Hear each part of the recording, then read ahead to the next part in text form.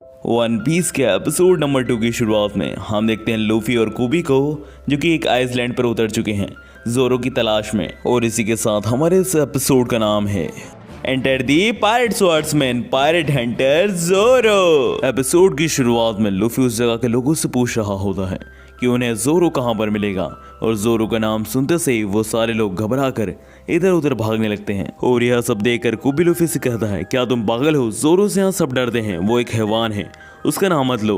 यहाँ पर तुम सबसे पूछो कि मरीन लीडर मोरेन कहाँ है, और मोरेन का नाम सुन के तो सारे लोग और ज्यादा डर जाते हैं और इधर उधर भागने लगते हैं। और यह सब देखकर कुबी लूफी से पूछता है कि आखिर ये सब मरीन लीडर से क्यों डर रहे हैं। और फिर लूफी और कुबी बहुत ढूंढने के बाद आखिरकार मरीन बेस को ढूंढ ही लेते हैं। और इसके बाद हम लूफी और कुबी को देखते हैं जो कि दीवार पर चढ़कर जोरो को देख रहे होते हैं।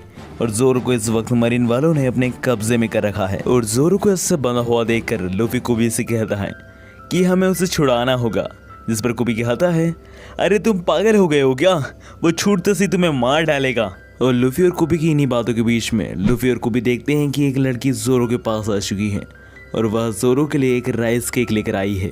और वह जोरो को ये राइस केक देने की सोच ही रही होती है कि इसी बीच वहाँ पर मरीन के कुछ लोग आ जाते हैं। और उन्हीं लोगों में से एक आदमी उस लड़की से वो दोनों डम्पलिंग्स छीन कर लातों से उन्हें खराब कर देता है। और वह उस लड़की से कहता है कि क्या तुम्हें नहीं पता कि मुजरिम को यह सब खिलाना गलत बात है, तुम्हें भी जेल होगी और तुम्हें भी मरने की सजा मिलेगी। और यह कहकर वो आदमी उस लड़की को दीवार से नीचे फेंकने के लिए उन दोनों लोगों से कह देता है। और इसी बीच वो लड़की काफी रो रही होती है अपनी इतनी मेहनत से बनाए गए राइस बॉल्स को ऐसा मसले जाते हुए देखकर। और वहीं दूसरी तरफ वो दोनों लोग काफी हैरान होते हैं एक छोटी सी लड़की को दीवार से फेंकने की सजा सुनकर, जिस पर वो लड़का कहता है कि तुम्हें नहीं पता कि मैं किसका बेटा हूँ? मैं इस मरीन कैंप का लीडर का बेटा हूँ, यानी मोर्गन का बेटा। तुम्हें मेरी बात माननी होगी। और यह सब सुनकर वो दोनों लोग उस लड़की को फेंकने के लिए तैयार हो जाते हैं। और वो दोनों लोग दीवार पर चढ़कर उसे फेंक भी देते हैं, पर सही समय पर कूदकर लूफी उस लड़की को बचा लेता है। और इधर दूसरी तरफ मोर्गन का बेटा जोरो से कह रहा होता है, क्या तुम अभी तक जिंदा हो जोरो? तुम जल्द ही मर जाओगे। और यह कहकर मोर्गन का बेटा वहां से जाने लगता है। तभी जोरो कहता है, तुम बस 10 दिन और रुक जाओ, फिर मैं बताता हूँ तुम्हें कि क्या चीज़ हूँ मैं। मोर्गन के बेटे के जाने के बाद लूफी जोरो के सामने आकर उससे कुछ कहने लगता है। और इसी बीच जोरो लूफी से कहता है कि वो राइस केक मेरे मुंह में डालो, जिस पर लूफी कहता है, क्या तुम ये खाने वाले हो? ये पूरा गंदा हो चुका है। जिस पर जोरो कहता है, तुम बस मेरे मुंह में डालो। और इसके बाद लूफी जोरो के मुंह में वो राइस केक डाल देता है और जोरो उसे खा भी लेता है।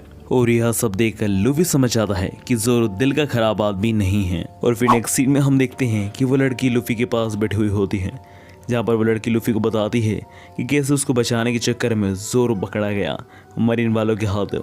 और उधर दूसरी तरफ हम जोरो को देखते हैं जो कि कैसे अपने बचपन की यादों को याद कर रहा होता है। वो अपनी एक बचपन की दोस्त को याद करता है कि कैसे उसकी वजह से वो आज स्वार्ड्समैन बना। और जोरो ये सब सोच ही रहा होता है कि उसी वक्त लूफी वहाँ आकर जोरो से कहता है, हे जोरो, तुम्हारे स्वॉर्ड्स कहाँ हैं? मैं सोच रहा हूँ कि तुम मेरे क्रू में स्वॉर्ड्समैन बन जाओ, इसलिए मुझे तुम्हारी स्वॉर्ड ढूंढनी पड़ेगी जोरो। और यह सुनकर जोरो लूफी से कहता है कि मैं तुम्हें मार डालूंगा। जिस पर लूफी कहता है, अरे कोई बात नहीं, पहले तुम ये बताओ कि तुम्हारी स्वॉर्ड कहाँ है। और यह कहकर लूफी आगे जाने लगता है, जिसे देखकर जोरो कहता है, अगर तुम मेरी मदद करना ही चाहते हो तो डायरेक्शन इस तरफ है, उस तरफ नहीं गधे। और यह सुनकर लूफी अपनी गम गम पावर का इस्तेमाल कर कर उस डायरेक्शन में जाने लगता है, जिसे देखकर जोरो कहता है, आखिर ये क्या चीज़ है? ये एक रबड़ है।